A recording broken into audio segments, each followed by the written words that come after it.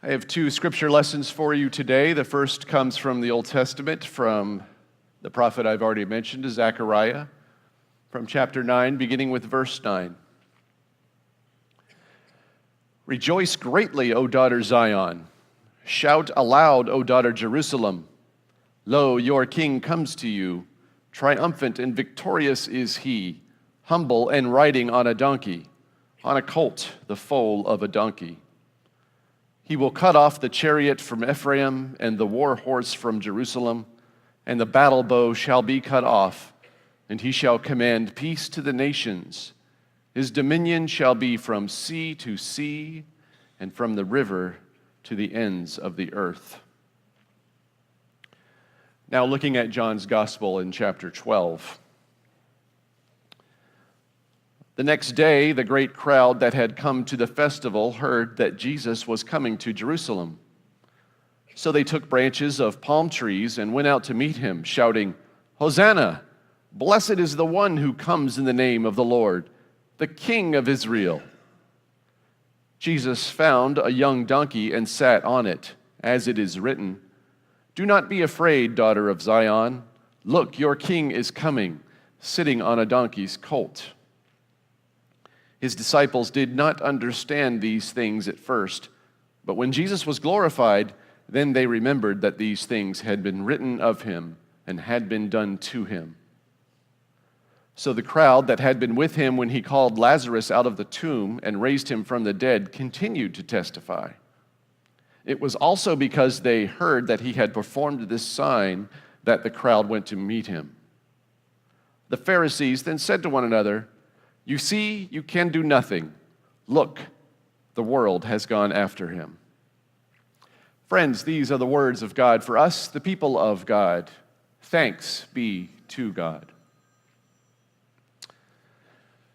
In the early 1970s, in the eastern part of this county, there were about 30 families living around Lake Eva, between the upstart city of Oviedo and the rural enclave of Chuliota. And they had a bit of a problem trying to figure out how to have things delivered there or to get people to figure out where they lived. One fellow named Theodore Peterson said, We are tired of telling people we live behind the fire tower on the road that doesn't have a name. Boyd Best, a local teenager who was mowing a neighbor's yard, he was tired of trying to explain to his friends where he lived. So he lamented, We tain't in Oviedo, and we tain't in Chuliota. His exasperated expression inspired the Gross and the Cochran families to order a pair of road signs from a company in Texas. Another neighbor brought some cement mix, and many others helped them sink the signs on the shoulder of County Road 419 on a Sunday night when traffic would be light. So if you've never driven that stretch between Oviedo and Chuliota, you should, because then you will discover that the signs they placed that night welcome you to Taintsville. Most folks, even those in rural areas with homesteads of many acres, long for community of some kind, right? Humans organize themselves into communities of various sizes in order to develop support systems where folks can mutually flourish. Having neighbors is a natural human desire, even for folks who aren't rooted in one place. Even nomadic cultures have this kinship, this shared experience that is vital to human life. So when I saw this story of Taintsville in a blog post about Florida history, it got me thinking about what constitutes a neighborhood. It's a flexible term.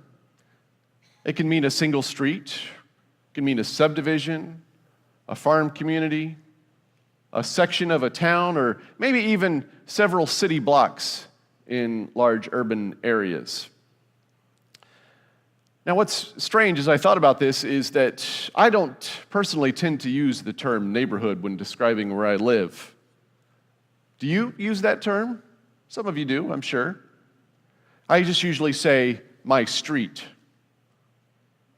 Now, I wonder if that's because I don't regularly talk to my neighbors, and I'm kind of embarrassed to admit that. It's not that I'm antisocial, because when I see folks, I wave and sometimes strike up a conversation, but it's just that only happens a couple of times a month at best.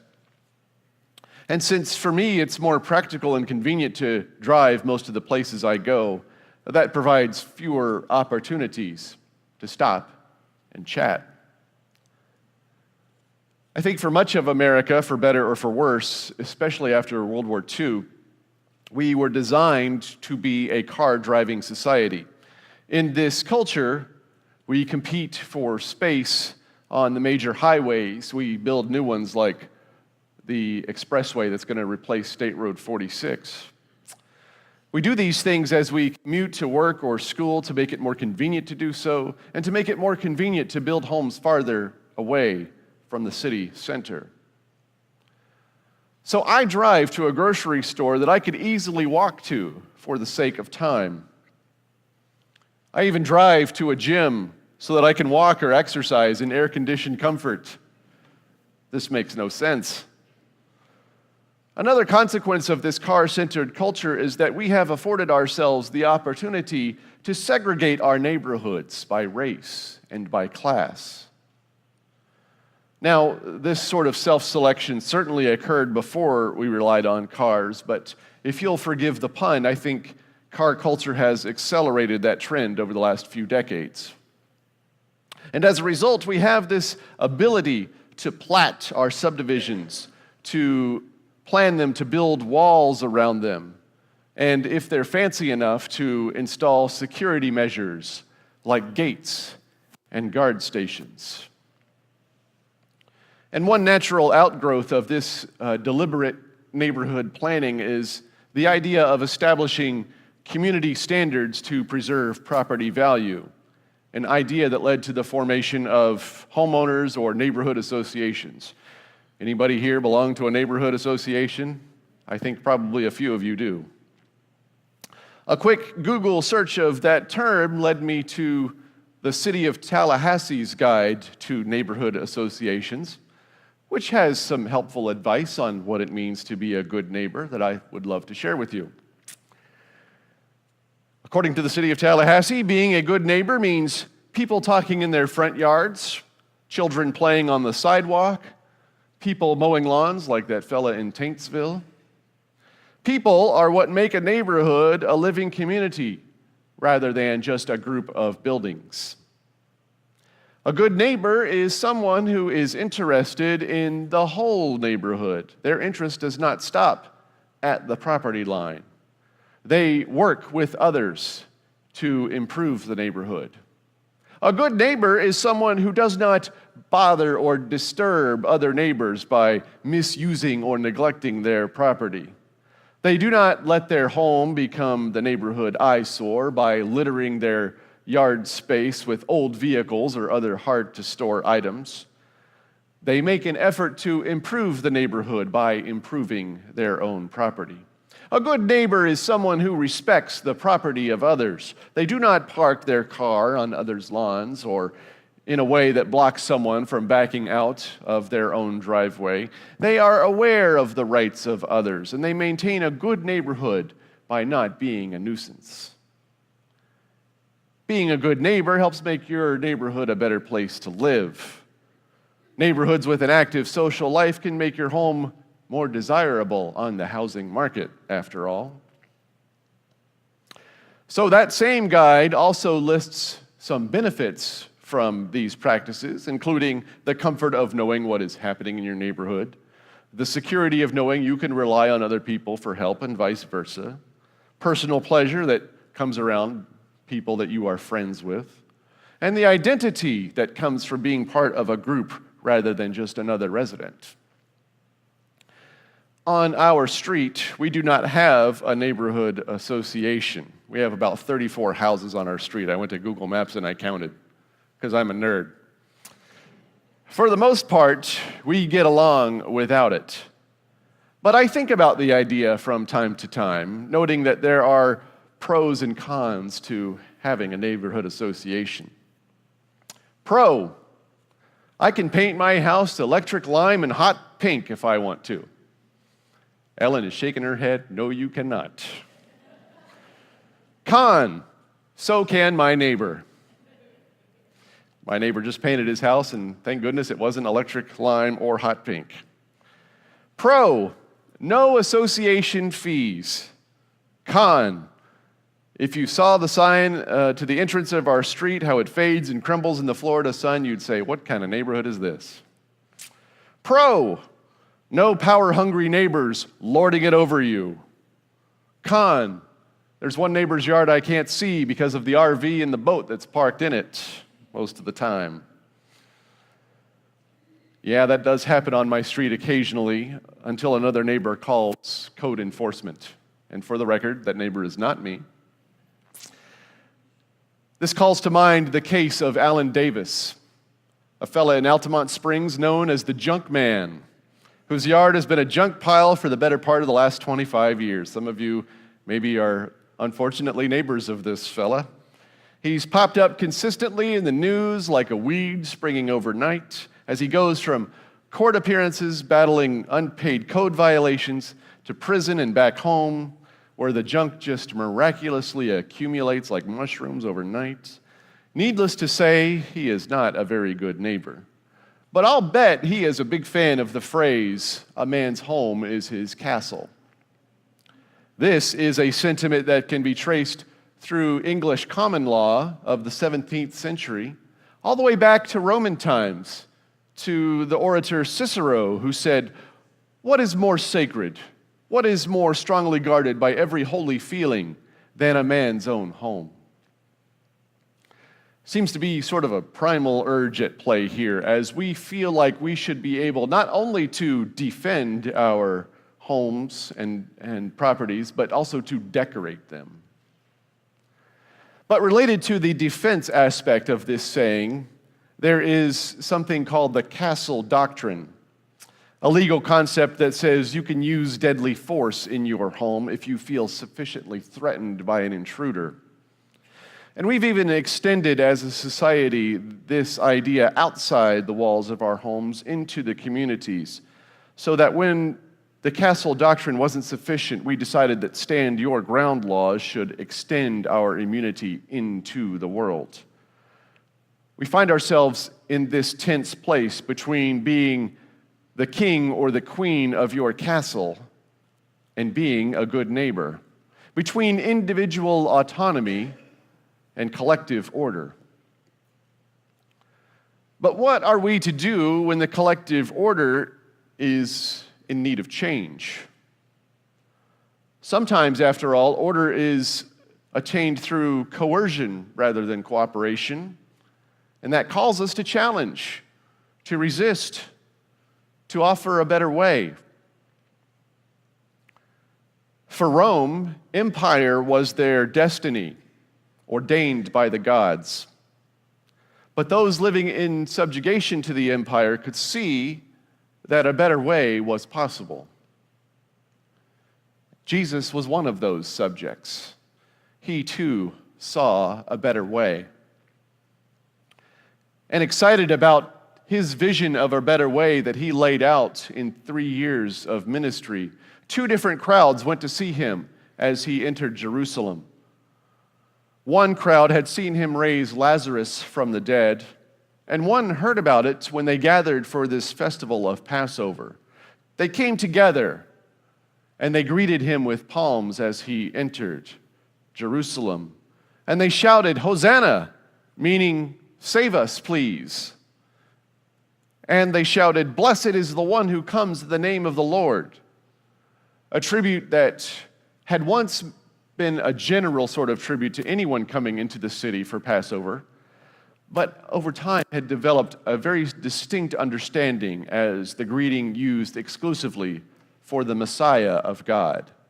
So they were very excited. And they also called him the King of Israel. And when they did so, Jesus embraced this title by enacting this scriptural image from Zechariah as he mounted a young donkey. Between this and the palm waving, it was quite the impromptu procession. But there's more to this story about how Jesus entered the city. I recently read two biblical scholars who said that Jesus was not the only one to process into Jerusalem that day. Pontius Pilate, the Roman governor, would have entered the city via the main gate to the west, with a large contingent of soldiers, some on horseback, in a show of imperial force that was routine for Rome during festival celebrations, especially one like Passover, which celebrated, after all, liberation from bondage. At the same time, Jesus entered the city via the back gate to the east, greeted by these two crowds waving palm branches in celebration and riding a young donkey. The simultaneous events could not have looked more different. There was Pilate's pompous parade of power from the west. There was the Prince of Peace's procession of palms from the east. And who was in the middle? The religious establishment, the Pharisees, who lamented their authoritative impotence with the words, "You can do nothing. The world has gone after him." It's as if they were using a phrase that we use when undesirable elements intrude. There goes the neighborhood. And while the Pharisees saw Jesus was challenging their investment in the Roman order, the crowds joined forces to celebrate it, hoping that a new order would be established. But they were also to be disappointed, for their idea of a king of Israel was one who would conquer by force, not one who, in the words of Zechariah, as it is translated in the New International Version, would banish weapons outright from all sides, including theirs. Jesus was making his final humble entry into Jerusalem through the gate and inside the walls to create a new neighborhood association of sorts, one founded on peace and kindness and exalting neighbor over self. It strikes me that this past week a new film trailer was released that shows us how one man did his very best to live up to the covenant of this new neighborhood association. And he did so by humbly asking everyone one simple question that serves as the title of the film: "Won't you be my neighbor?"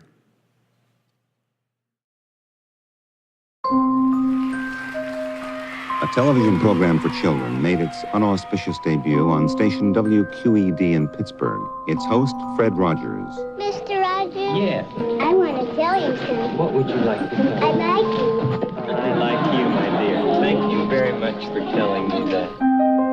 You take all of the elements that make good television and do the exact opposite. You have Mr. Rogers' Neighborhood. Low production values, simple set, unlikely star. Yet, it worked. Hello. I've always felt that I didn't need to put on a funny hat or jump through the hoop to have a relationship with a child. He was always trying to get a message across in every show. A week on death.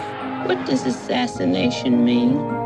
On divorce. Some people get married, and after a while, they're so unhappy that they don't want to be married anymore. He was radical. I know everyone says that, but he was radical. They didn't want black people to come and swim in their swimming pools. My being on the program was a statement for Fred. A neighborhood was a place where, at times that you felt worried, scared, unsafe, would take care of you. He had a singular vision of kindness and love. Love is at the root of everything. All learning, all relationships, love or the lack of it. Children have very deep feelings, just the way everybody does. There must be times when you do feel blue. I'm not feeling blue right now, though. Me neither. Won't you be my neighbor? Well, I suppose it's an invitation. It's an invitation for somebody to be close to you. The greatest thing that we can do is to help somebody know that they're loved and capable of loving. Won't you please, please won't you be my neighbor? I was not paid to offer that clip. I just think it's so uplifting and inspiring to remember that Mr. Rogers was a Presbyterian pastor turned children's TV show host. And as Presbyterians, we like to lift him up whatever we can for brownie points. You know, that's kind of a crutch that we lean on. Oh, he's one of ours. He's part of our tribe. He's part of our neighborhood. So, but it's watching that a second time after seeing it during the first service as well. I think maybe we should have a mass event of going to see the movie, or if we're really crazy, maybe we can host it here. Whoa, that's thinking outside the box. But Mr. Rogers was this host who valued every human soul and saw the unique gifts of children to understand that we are all created in the image of God and have dignity and purpose. And as one person mentioned, he was subversive, but in the humblest and kindest way. He dared to ask the world what it could look like if it operated from a position of love instead of hate, a position of welcome instead of fear.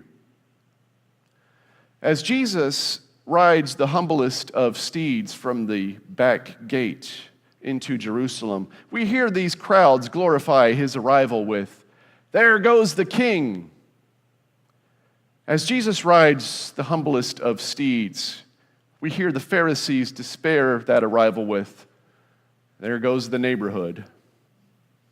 As Jesus rides the humblest of steeds, I can only imagine he was thinking, "No, there goes the kingdom. Here comes the neighborhood." Amen.